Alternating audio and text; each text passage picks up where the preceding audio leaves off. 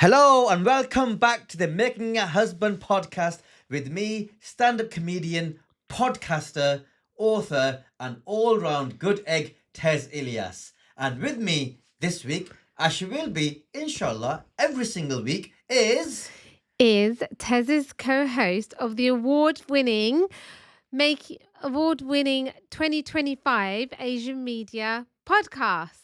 Asian Media Awards podcast. Asian Media Awards Podcast. Guys, we won. What's your name? Oh, my name is Shy Ilyas and I am Tez's normal civilian wife. We won. Guys, look at this. Oh my God, as if we won. Best podcast at the Asian Media Awards 2025. What an achievement. So big up you guys, all of you guys who've been helping the podcast grow over the last year, but also particularly once we've gone onto video in the last 3-4 months. So please keep sharing it, keep commenting, keep sharing the clips on Instagram and stuff, because there are probably like-minded people out there who this podcast hasn't reached, and we've got so much more space to grow, guys. Yeah. In terms of podcasts in the country, we're not even touching the sides, and we think we're as good as a lot of really big podcasts. So keep sharing it, like force people to listen to it if we have to. Let's convert some new fans out there. Yeah. And make it a mission, each person, to convert 5 people that you know to tune into the podcast. Oh, wow. You've all got WhatsApp groups with like 10 people on. Yeah. Get them to listen to it. You can do it. I believe you guys. I believe in you. What are the schlags for, if not for this? You're so rude. Anyway, can we just talk about the Asian Media Awards and how we won it? Because I think that's really funny. And I think we should tell the guys what happened. Go on. Okay. So we went to the Asian Media Awards. It's been 2 days now. So obviously we're still running on a high. And we went with no intention of winning. Genuinely, guys, because the podcast and the way that is nominated and the judges, it's very we just didn't think we were going to touch the sides, only because there were some really, really good podcasts that we were competing against. We were competing against, a really good cricket one with the England cricket players, Moeen Ali and Adil Rashid. Beard before wicket. There were the Dad Project. Yeah, the Dad Project, the mental health one. Mental health for dads. one. It's really good. There was the BBC one, which couple of true crime ones. Guys, we accepted that we weren't going to win, and we just wanted to go there, and we were just happy that we'd made it to the finals, and our name was going to come up, and we were going to go woo, and then boo everyone else for a joke. So we were also presenting an award, right? So we're sitting there, and they're going through the awards, and the podcast award was the fourth one to come up. Something like that. And I looked at Tez, and Tez looked at me, and I was really like, oh, God, like, this is exciting. And then this guy came, and he was like, you guys are presenting an award, not in 2 awards time. He said, I need you to come to the back because you're going to present an award for the best character, I think we did. And I looked at Tez, and I was like, we've lost. Like, we've lost, because there's no way they would come up to us and tell us to come to the back while the nomination was being read out. Oh, the category that we were in. And we both just looked at each other. We were like, oh, it's just what it is, isn't it? That's fine. Yeah. So we walked out, and Tez is still saying, I'm like saying to Tez, oh, can we just wait until our name's being called out so we can go woo and stuff? Yeah. Then he says to the guy, and he's like, listen, the podcast category is just being called out. Can we just wait so we can see who's won, and 2, we want to see like our name come up on, because they list all the names out. They go, the nominees are blah blah blah blah blah blah blah blah blah blah. So when they read our name out, obviously we wanted to be like, woo. And we did. We were like, when our name came out, we were literally had 1 foot in the door of the hall, and we were about to go to the back. And when ours came out, we were like, yeah, woo. And then one of the organisers was walking past, and he looked at us, and he goes, what are you doing here? Like, what are you doing here? And Tez was like, no, he told us to get up because we're presenting an award. And then he goes to the guy, no, you have to let them, it's their category, you have to let them stay in there. And then Tez kind of looked at me, and I looked at Tez, and I was like, there's no way we're going to win. Like, because in my head, I was like, why does he want us to stay in the hall? Like, because at that point, it would have been worse if we hadn't won. Yeah. Because he's getting, let them stay in the room. And if we hadn't won, then we were to leave the room straight away. So I was like, does that mean we've won? Yeah. And then we just poked our head back in, and then the woman was like, "Oh, the winner is making a husband." There's the envelope there behind you. Yeah, this. So she's done this. She's like, "The winner is making a husband podcast," and me and Tez. Show them. It says making husband though. Making husbands. Fine. Making husband podcast. Making husband. And then me and Tez looked at each other. We were like, "What?" We were literally so shocked. Had no speech planned. We literally went on stage. We thanked each other, told each other how great we were. Just waffled and left. And then just left. Didn't thank anyone. And then everyone else who won were basically thanking the right people, including their parents. And me and Tez were like, oh, we didn't do any of that. Didn't do any of that. But yeah, guys, we could not have done this without you. Like, genuinely, the fact that you guys are so supportive, you're so interactive, continue doing what you're doing. I've had so many lovely messages from you guys. Like we said earlier, continue to share.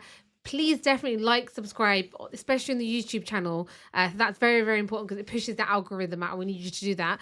And please share the clips that you see so it will push other people to watch. Yeah. Even if like any particular clip you're not that into, just share every clip in it. Yeah. Because you know how other podcasts grow and other channels grow is because the people who like them or follow those channels share their stuff. That's the only way anyone grows. And so the only way we can grow is if you guys share it. Mm-hmm. So please do that. And we keep trying to make good content for you. Yes. Right, Tez? Right, Shy. What time do you think it is? Well, we've shaken things up a bit. Yeah. So I think now is the time where you just get on your high house. High house. Yeah, my high house. You get on your high house and make stuff up about me. Okay, so this is the part of the podcast where we talk about what Tez has done to annoy me this week. Now, you have to remember, when I talk about Tez annoying me, I can guarantee you that this is applicable to many, many, many, many marriages and relationships out there because I refuse to believe this only happens to me. So what do you think you've done? Since the last podcast record, I've been a top lad. You say this every time. I got you an award. You didn't get me an award. We won an award. But also, guys, you're gonna have to start referring to him as Shy's husband now because I'm no longer Tez's wife. She's got too big for her boots, guys. Anyway, what do you think you've done? I'm part of an award-winning podcast. Don't think I've done anything bad this week. Okay, so today we were like, Ted. So the last couple of nights we've had super late nights, right? We've been going to sleep at like 2, 3 or something stupid. And Tez is like, today he was like, oh, I think we should go to the gym. And I was like, you know what, babe? Yeah, let's do it. I was not feeling the gym. I'm going to be honest with you. I haven't been for a while because I hurt my knee. But I'm glad that I went today. And then we woke up late because we went to sleep late. That's also important to note because he wants to watch Peacemaker. We didn't sleep that late. We went to sleep at 2 a.m. Which isn't that late. I mean, for me, on a Saturday. For me, okay, fine. Yeah. Fine. So we woke up anyway. So Sundays are usually generally things to get done and that. So you might do house stuff, might do cleaning, blah blah blah. Anyway, bless Tez. All he's managed to do today was get up, shower, go to the gym, and that's it. Who made the bed? So anyway, I made lunch today, and then he said to me, "Well, I was kind of getting everything together." He was like, "Babe, is there anything I can do to help you?" And I was like, "Okay." I was like, "Not really," because I was kind of just getting a few things made and stuff. And he was like, "Oh, I'll make the gravy for you." This is part of a bigger picture, anyway. So then he makes the gravy, but while he's making it, he's like, "Babe, is this enough? Babe, do I need more water? Babe." Yeah. How much more shall I put in? And I was like, why have you offered to take something on when you're making it more difficult? Like, it would have been easier and quicker for me to do it. Then this is why we don't help out. But it's not helping, Tez. It's things that you should know already. Assisting, whatever it is. I made it though. I made good gravy. No, he just got the granules and he put water in. Like the garden's already in and the kettle had already been boiled. Yeah, which I did both of. I just did that. But it's more to do with the fact that I think it's more stressful when you're doing 101 things and then someone says, "Oh, let me help you," and you're thinking, "Oh my God, great, you can take a few things off my plate." And then what happens is, the one thing that they take off your plate, they need assistance with that. Yeah, I was trying to be helpful. Next time I won't be helpful then. No, what you need to do is you need to learn to do things without But asking how me. can I learn how to do things? So next time you make gravy by yourself. Okay, now I know how to do it. But how do you think I made it? I don't know, because someone told you, innit? But No. someone with patience, No. hopefully, we someone with patience we discussed this. told you how to make it. we had a very mature discussion today where Tez was like, we just need to learn to be more patient with each other. And I was like, I was like, you're right. You need to do more, and then I'll be more patient. Which I did.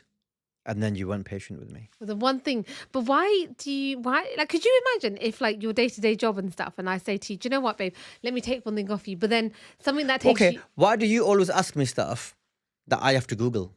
Why can't you just Google it yourself? I didn't ask like you. You ask me something and I'm like, but I have to Google that because I don't know the answer. But I ask you everything. I know, but stuff I know, fine. If I know it, I know it. But you ask me stuff that I can't know.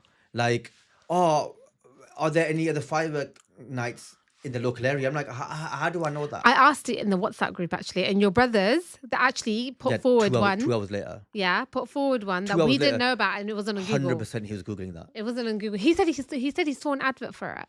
No, but it was a screenshot of something. Yeah, but the point is, it wasn't a picture. It was a screenshot. So clearly he went online to find it. But still. But the point is that you ask me stuff that you could. The point is that we both are slightly incompetent at stuff. In that you ask me stuff that you could Google, and I ask you stuff that I could learn how to do myself. But you ask me stuff that you should know already. It's fine, but you know how to use Google. But now you've said this about the gravy thing, and next time are you going to make gravy yourself?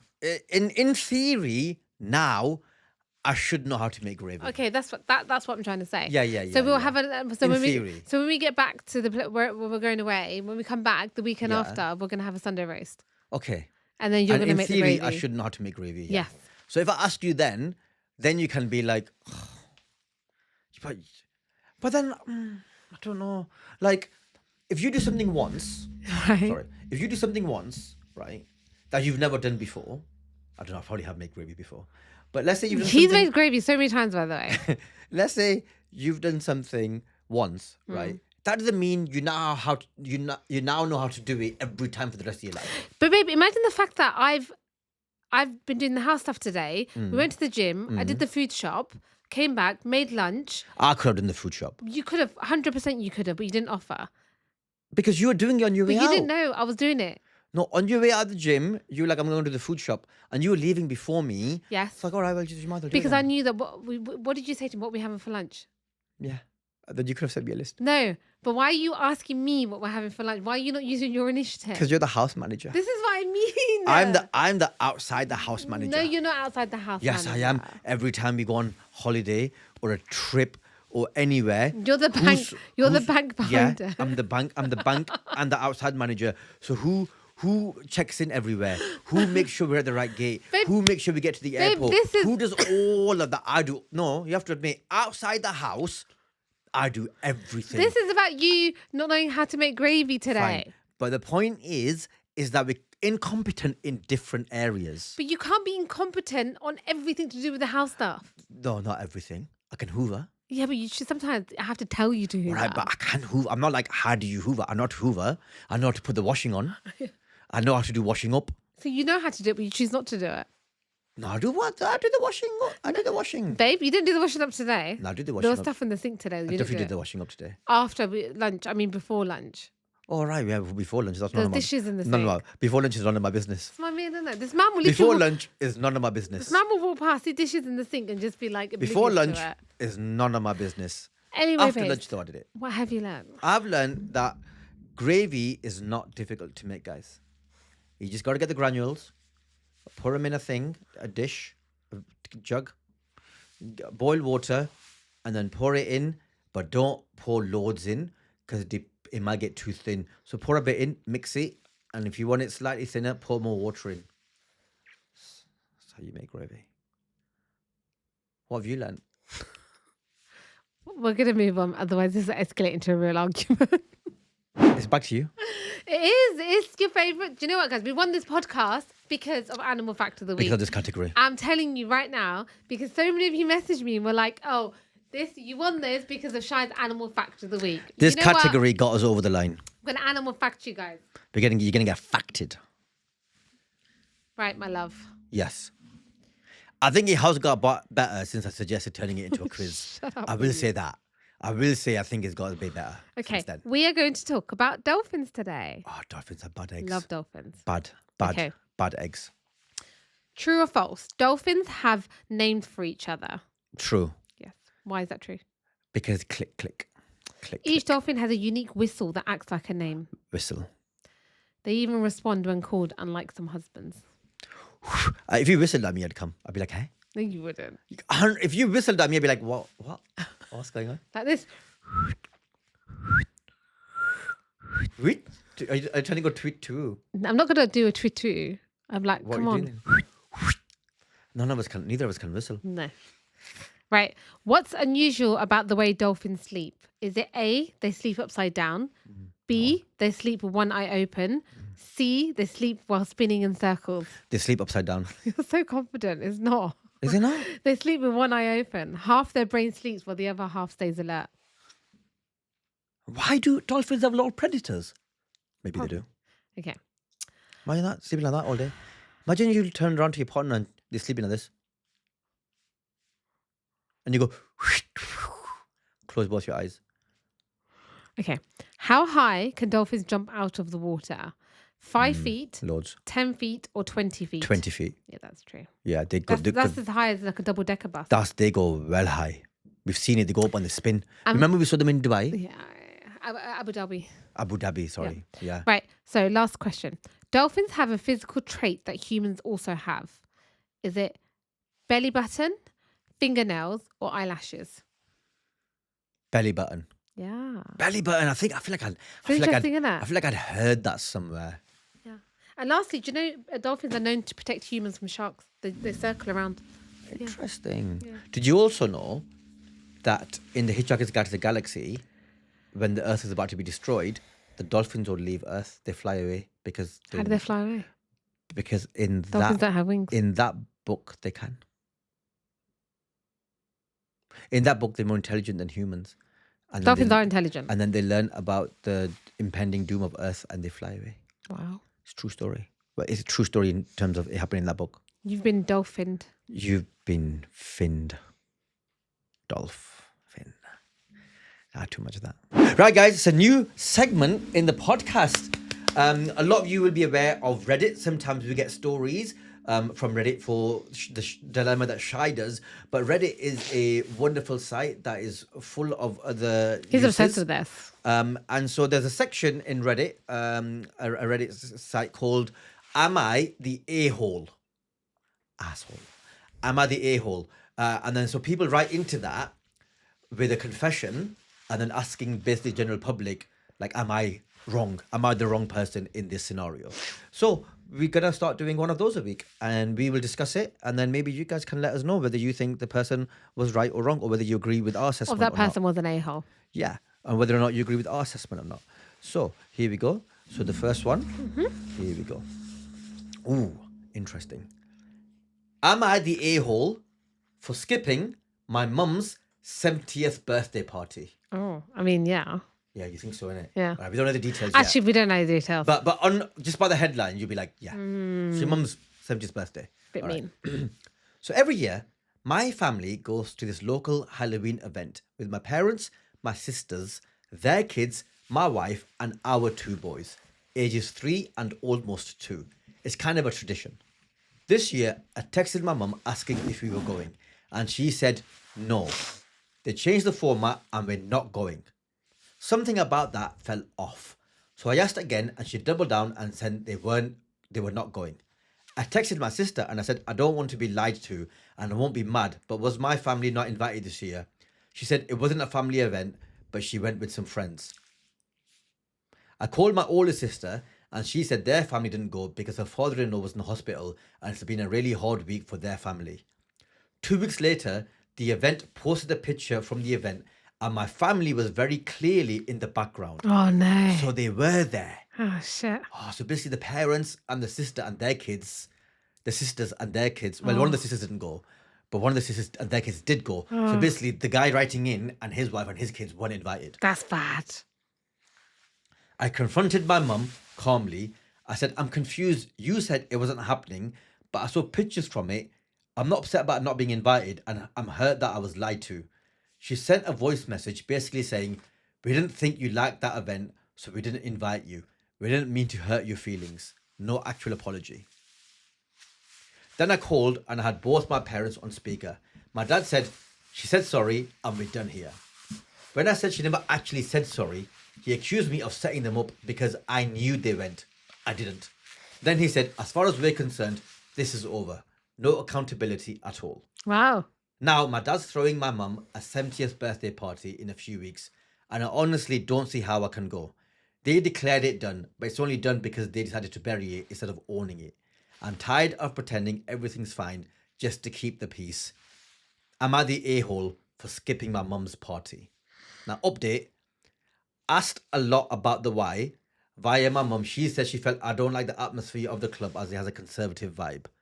Would have loved the conversation weeks ago, or if I did something offensive to them to know and have the dialogue so we would work it through it rather than the lies. So basically they're saying, I think the mum didn't invite them because the guy writing in, the son, had probably mentioned previously he didn't like the place, the club. They don't mean nightclub, they mean the club as in the conservative club of where the event, the Halloween party takes place. So he probably said something about how he doesn't like it and that might have offended the parents, so they didn't invite him to the, That's a bit to the weird, Halloween isn't it? event. So anyway, so do you think he's justified in not going to his mum's birthday party? I mean, yeah. Why? I think he's justified. Why? Because it sounds like they're just gaslighting him. They lied, and then they doubled down on the lies, and they Well, didn't they never apologise. gaslighted him because gaslighting him would have been, we never went. But their sister said she didn't go, but she did go. The one that he phoned, and she said No, they she weren't didn't. friends. No, she didn't go. He spoke to two sisters. didn't One he? sister did go. Yeah, the that other sis- sister didn't go. But that sister, she still said that she didn't go. She said she went with friends, or they went with friends. Or Oh something. yeah. Yeah. She So did lie. yeah, so I don't know. Also, I'm just thinking, I would be upset if I guess the thing is, right? Is you right? Your mum didn't invite you to this thing, and the rest of the family went. So basically, everyone else in your family went, but your mum didn't invite you.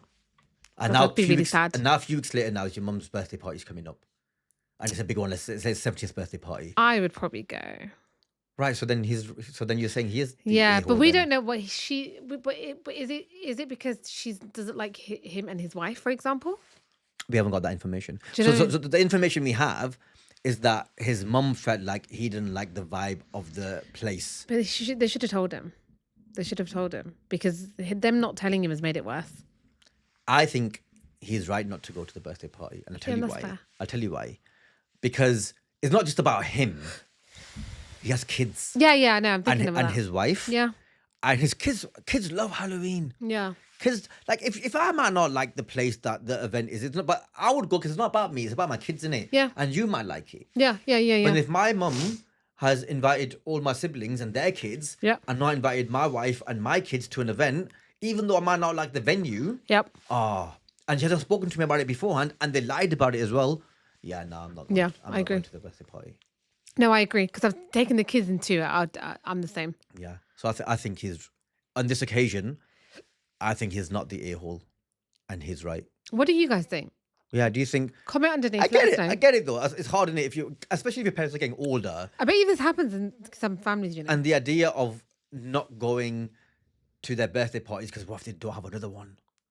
So I get that, and in our community, there's nothing we like doing more than a little bit of emotional blackmail, a little tiny bit of emotional blackmail. Yeah. We learn from the best.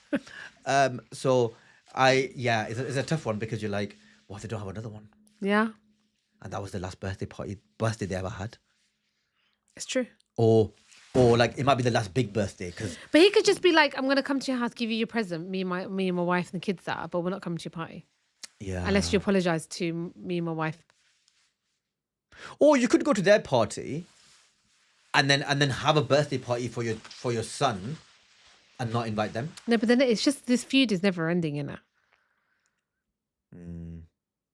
But regardless, I don't think he's the I don't think he's the a-hole. for not going. No. I think it's yeah.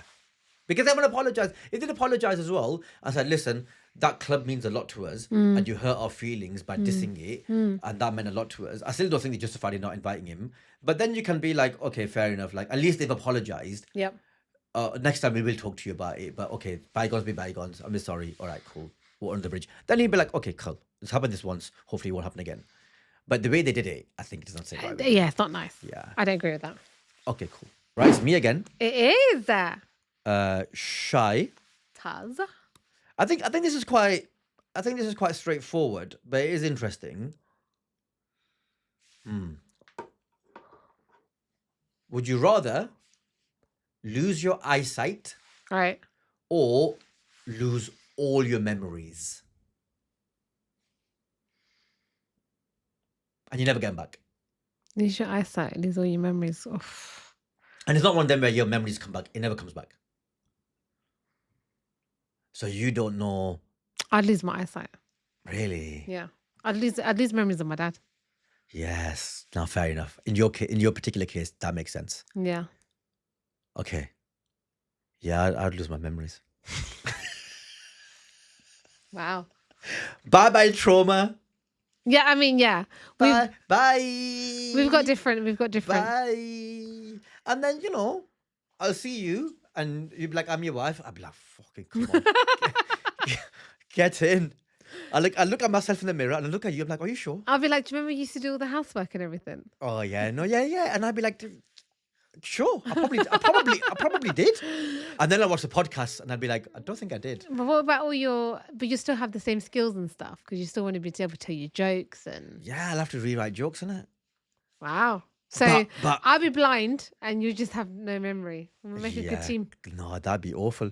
You'd be like this. It's me, Tez. Why me. am I? And I'll be like this. Why am I going? It's me. Are you blind?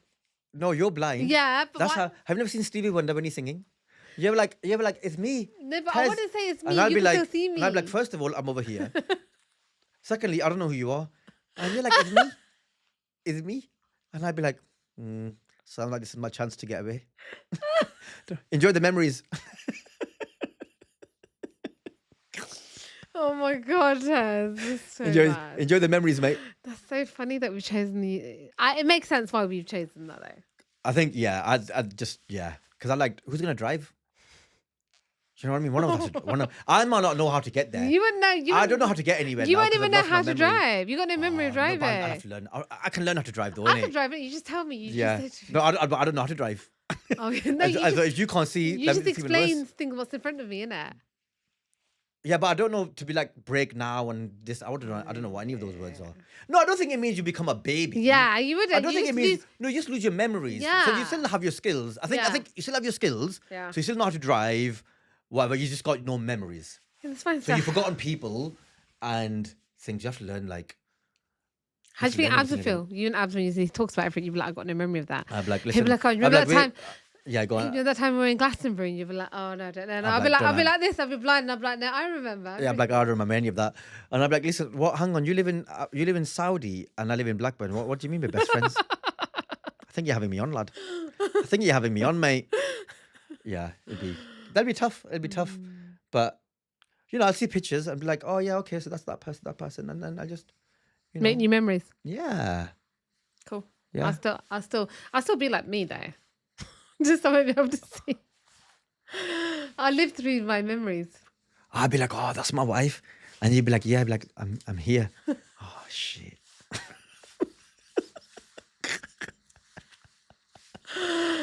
Sorry to anyone. That was... yeah, exactly. You probably can't see this anyway. But sorry to anyone listening who was offended by this. Yeah, I've said it now. Is it the dilemma time? Yeah. Wow. Dilemma time. Dilemma time, guys. We are at the part of the podcast where you write in asking for some advice, or we might see some sort of Reddit story sometimes people send me Reddit stories and they say, would you be able to discuss this because it applies to us? But this time it is a dilemma. As in one of you lot have written in. Yes. So it's agony aunt an unhelpful uncle time. For reasons that we know why he's unhelpful. I think actually I've been very helpful. Okay, now that we're going to call this the title. The title we're going to say is having. How can I have boundaries after giving birth with in-laws and people around me? Oh, it's a sticky one. This. Yeah, I can already tell. Okay, so it's a female. They live from up north. She's in her 30s. Okay. I got married 3 years ago. It's my second marriage. My husband has 2 older sisters, one married with a child and one unmarried, and both are very opinionated. My mother-in-law often excuses their behaviour, so I've always kept quiet to avoid drama. However, things came to a head after I had my baby. My labour was traumatic, and after my C-section, my husband's male cousins came into the ward, which made me feel really uncomfortable. So they came to drop food off, but they just hung around. When I got home, my house was full of guests, 40 or 50 people in the first week. While I was recovering, I could barely move. My unmarried sister-in-law decided to stay at my house for a week without asking, saying she'd look after the baby. There was an agreement that my mother-in-law would come and stay, but not her. My mother-in-law and sister-in-law bottle-fed my baby and gave my baby the first bath without me, even though I wanted to breastfeed. It really broke me. Afterwards, they kept calling and expecting visits every other day. My husband told me to ignore them, but they didn't get the message. I eventually snapped and vented to a cousin from their side, who then told her dad, and then it got back to them. They turned up to my house, accusing me of being ungrateful and saying I needed help. My mother-in-law even said I should have covered myself when her nephews visited the hospital. I told them they had no idea what I'd done for the family. This is my house. I pay the mortgage. Since then, I've cut off my sister-in-laws and my husband's cousins. I'm polite, but I keep my distance. My husband says he has set boundaries, although he's never told me exactly what he said. I wish he had. It would have helped me heal. I'm pregnant now. I'm pregnant again, and this time I'm putting myself first. Things are not as bad with my mother-in-law as she genuinely shows remorse, but it's still gone too far. My sister-in-law, who is married, her husband works out of town, so she spends a lot of time at her mum's.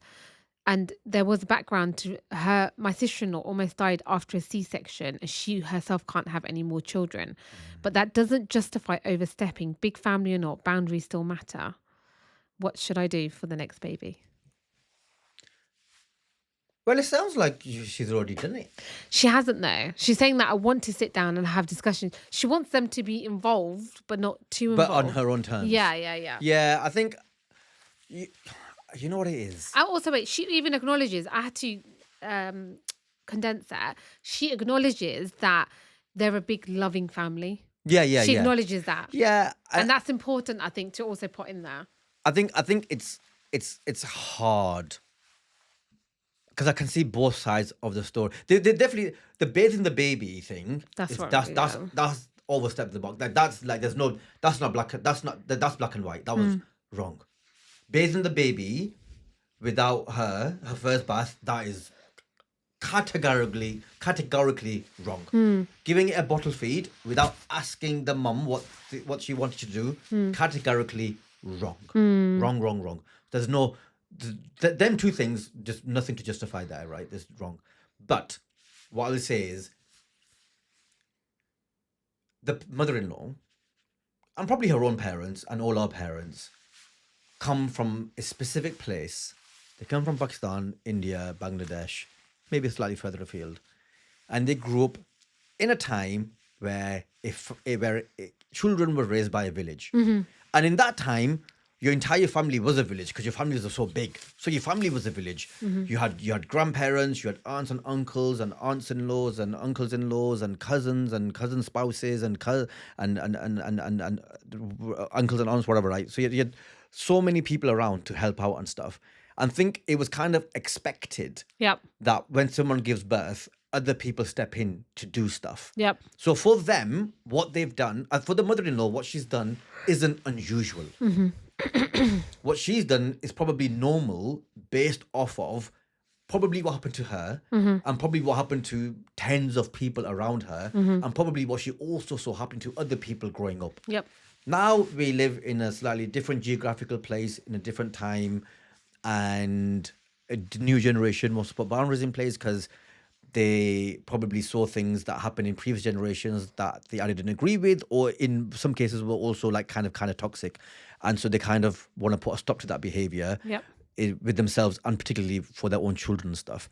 But I think sometimes, because of you didn't like maybe some things growing up, or maybe the way your own mum was treated, or the way your own sisters were treated, we end up throwing the baby out with the bathwater, Yep. which means we kind of get rid of everything, and we end up losing some stuff, which actually is really, really important, like community and family and all that sort of stuff.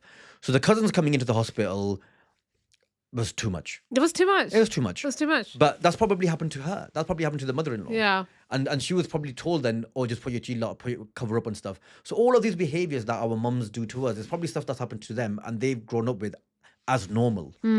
And so we're now the generation that wants to kind of put boundaries in place. So we're kind of seen as a little bit difficult. And I kind of see it from both sides because I'm 42. I'm an in-between guy. So I see our parents' generation and the struggles, and I see the perspective. But I'm also I am 42, but I am kind of young enough also to kind of realize how some of the stuff they did was a bit too much and maybe overstep boundaries and stuff. And they weren't sometimes, and our parents, mums especially, sometimes weren't strong enough to like be like, I don't want to do it like that. And so we sometimes saw them do stuff that we thought they probably didn't want to do, and we're like, well, we're not going to do it like that. Yep. So I think honestly the best thing to do is have a proper conversation, and maybe get someone in from your side. I don't know if like your mum's around or your sister's around or whatever, right? But get someone in to talk to your husband and say, listen, I want your mum involved, Yep. and even your sisters, but I kind Within of want, reason. but kind of want it on my own terms. Yeah. So I want, like at the hospital, I don't want any visitors apart from immediate family only. And I think that's completely And that's completely fine. I think Yeah. that's kind of the way it should be now. Yeah. And then, but then I also understand they're probably his male cousins, isn't it? But Yeah. they might be like brothers to him, and so because he's only got sisters, right? But So he doesn't have any brothers. So they kind of like brothers to him. Yeah, but in the more explanation, they were coming to drop food off. But bearing in mind, she just had a C-section, so she's in her robe of and she's all course. bloody. Yeah, She's yeah, like yeah, all bloody. yeah. And this is the sort of thing that people don't always. Yeah. And so I think sometimes people in our, because it happens in my, because I've got a similar kind of big Yeah. family and stuff. I think people think being around is helping, whereas we think not being around is helping. Do you know what I Yeah. mean? Like that generation think being around is the right thing to do. Yeah. And we think giving space is the right thing to do. So those two things end up clashing. Yes and no, because how much are we around certain people that we get on with? Like I'm around Nushin, for example, a lot. I'm around Shahida, for example, a lot. But I don't think it is that. I think it's when you want to, it doesn't have to be an occasion or a thing to be around people. And I think that's quite important. So that the formality, it shouldn't be a formality. But what I'm saying is that's what they were used to. Yeah. So they used to that when something happens, you be around, you show up. No, but you're saying that And we think No, it's but being but we space and but we stuff. think more. So at least I do. I think more about, does that person need space? Yeah. So when something happens to someone, the first thing I think is, do they need space, or do they need me to show up? Yeah. And I wrestle with that sometimes. And But you- sometimes I'm not saying I get it right, but I think their generation don't even think about space. Yeah, no, they don't. Immediately think I need to be there. need to be there. And for them, being there means they're doing good. Yeah. And so whereas we recognize that actually sometimes people need space. Yeah. And or sometimes it's like not everyone needs to be there. Yeah, that's true. Whereas they think everyone needs to be there. Being there, how many times have we been like, oh, so and so's happened, go and visit them? Yeah. Our parents say that to us all the time. all the time, yeah. Whereas we're like, I think if that was me, I wouldn't want people to turn up. But also, it's also different in that sense where that's all his family. Yeah. There's no one. She's not. We're not. Well, she hasn't told us. No, she hasn't told us. Her family could be far away, for example, and True, she could true, be. true. But my point is, like, it's overwhelming to have 40 people. I agree. Like that, and I agree. and really, it shouldn't be like that. I agree. And I that's agree. what. And when our agree. mums think it's normal, they need to think, because it was normal for them, but they also, everyone was related to each other in our parents' generation. Yeah. Whereas here we've got people that don't know each other. Yes. Or Or they're not close like They're not close like yeah, that. yeah. So it's completely different. Like Yeah, I agree. Like so then it does become a point where you are imposing yourself. I agree. I agree with you. Yeah. I'm just explaining why they do what they do and why they don't think it's wrong in them. why it's not wrong because well, it is wrong in that I agree with what you're saying, but I'm just trying to give you reasons why they do it, and in their heads they're doing the right thing. Yeah, no, because that's how they were brought up. Yeah, but but people shouldn't take offense, and even when she had that confrontation with her mother-in-law, sister-in-law, her sister turned around and said, sister-in-law said, well, it's my brother's house, I can stay here if I want, it's nothing to do with you.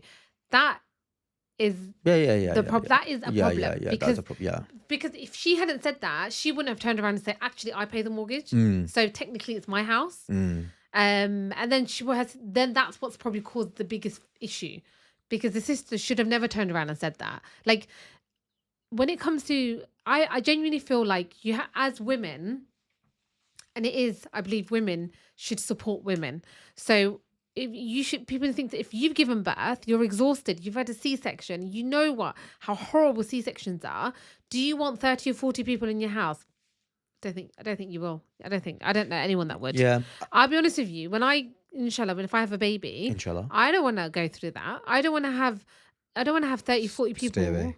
Schlags. No, but people. No schlags allowed. No, people who know me and understand me will know to come and when not to come. Yeah. For example, I won't have to say it. I won't be explicit about it. That's the same, for example, if I'm really unwell or I'm not feeling great. I have people in my life that will turn up, even though I might say I don't want visitors, and vice versa. I know people that will say that I don't want to see anyone, but I know I have that. I am in a different category where they won't mind me turning up. But I guess where it gets tricky then. Say you got 4 first cousins, right? So they're equally related to you. Yeah. All 4 of them, right? Yeah. 2 of them you're really close to.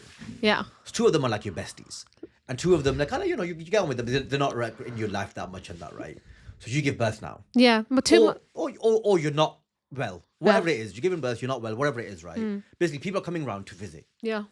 And so those 2 cousins are coming to visit. Your 2 besties are coming to visit, right? Yeah, and that's fine. And you kind of want them there because they're your besties, innit? But then the other 2, who are not your, they're related in the exact same way. That's completely fine. But they're still like, but we should go. Because and then I'll say that's where it gets tricky, innit? Because they're like, well, we should go because we're her first cousins. No, but we make it tricky. If everyone knows I'm close to those 2 cousins and it's very obvious that we're close, fine. The other 2, they're not going to get offended because we don't have that relationship. Like no one's going to get offended if, for example, they're like if we have kids and then if your sisters come round and then I say it's too much for your sister-in-laws to come round, for example. I'll tell you where it gets tricky then. Is it gets trickier when it's the older generation. Yeah, but we have to be the change. So say you got 4 uncles. We have to be the change. Or 4 aunts. Yeah. And you're close to 2 of them, and you're not that close to 2 of them, but they're all sisters. Yeah. You can't be like, you 2 can come and you 2 can't come. Or if you just want to constantly, this is where if we're constantly appeasing people, we're never going to move on. Yeah, it's true. It's true. I mean, that's what I'm saying. I would, if that was me, and if it was the aunties, whatever, I would just say to my mum, listen, I'm not in no fit state to host. No fit state to host, and mentally I'm not in a place where I can have loads of people over. So if you want them to come to your house, that's fine, but it's going to have to be after a few weeks. Yeah. And even if it was those 2 cousins, if it was the thing, I'd say, listen, girls, I've got a problem. I don't want to cause any politics and stuff. Do you mind holding off seeing me for a couple of weeks? And because they'll know, they'll be like, yeah, cool, don't worry about it. No, you're assuming they'll know. No, but I'll tell them, innit? You're assuming that they'll know, innit? Yeah. But you can't assume that they won't take offense. No, but if they but I'm close. Alhamdulillah, no, you're touch close word. to the 2, No, innit? I'm trying to say, in my life, my situation, I have good relationships with people around me enough to be like, will you get offended? Yeah, fine. All right, fine. But we're talking like people who don't have necessarily those conversations easily, and they just got a big family, and they all turn up on that. Yeah, I'm not saying. Then it should be the husband saying. The husband should 100% be saying, "Listen, the only people at the hospital that we're happy with is siblings. The mums to come, siblings and parents." Yeah, but if you're coming from a big family, if you've got like 6 or 7 siblings, you're not going to want 6 or 7 siblings and their wives and everything coming. Yeah, that's true. So you'd be like, listen, I'm happy for the parents to come. And siblings, do you mind just coming tomorrow? Just give her a bit of a rest for today, and then space it out. So it's not like 4 siblings at your bedside all on one and stuff like that. Yeah. And then the cousins and stuff, they can drop in after a couple of weeks once you get yourself together and stuff like that. Because I think the biggest thing and then, she's even said that it affected her so much. So she got postnatal depression from it because she didn't get to bond with the baby. Yeah, the kind of coming in and stepping in and just mothering the child immediately. You can't do that. But I'm saying the reason they did it is probably because that's what happened to them. Yeah. But we have to be the change. Yeah. We have to be the change. Yeah, but I'm saying it's difficult to not throw out the good with the bad. Yeah, but also this is her husband's problem. Yeah. But I'm saying it's easy to throw everything away, everything out because you don't like one thing. Sometimes it's hard to like.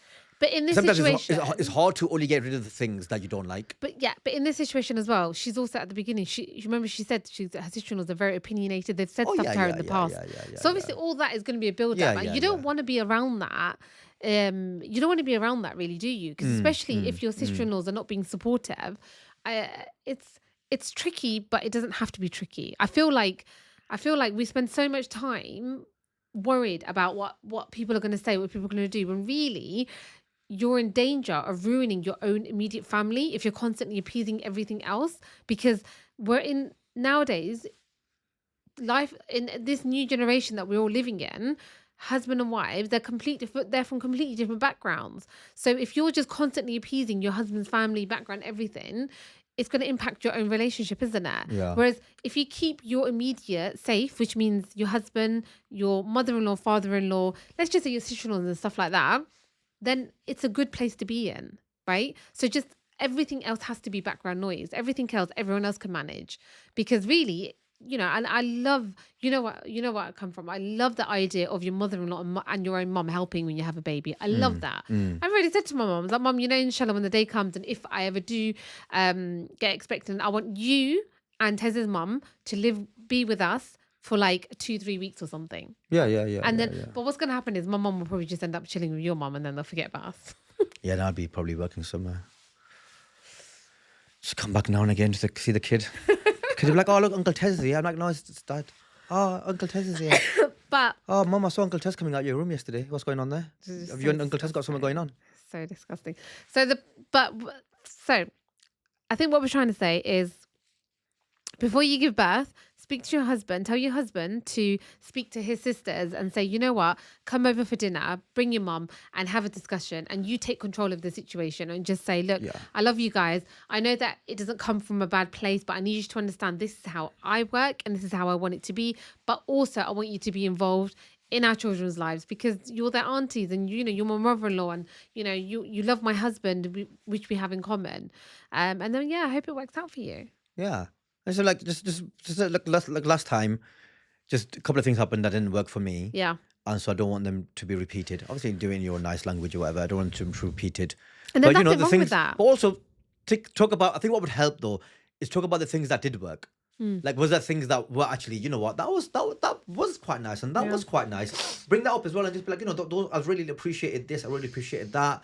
But, just one or two things, these things didn't work for me. So could we just on this occasion not do that, please? And hopefully, good luck, man. And second child, amazing, alhamdulillah, Mubarak. Yeah, Mubarak. Right, Shy? Right, Tez. What And are we are grateful for this week? I'm grateful for being an award-winning podcast. Oh my God, guys. We still can't believe we won. You know what's mad? I've been in this industry for 15 years, going on 15 and a half years. And, I've achieved a lot of things. And things I've been in have won things. But I myself have never really won anything. I think I won one thing once. I've never really won anything national. And so it took me married to win some. So I'm grateful for that. What are you grateful for? I am grateful for all of our listeners and supporters.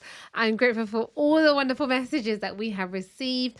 And I'm grateful to be part of this beautiful project that we kicked off, and it's just been amazing. And I'm really excited to see what's going to happen in the future because I feel like good things are coming. Yeah, inshallah. Inshallah. Remember, guys, tell your wives, you guys, your friends, your families, your parents, your sister-in-laws, your mother-in-laws. Your mother-in-laws, but you are grateful for this week, and we will see you next week. Bye.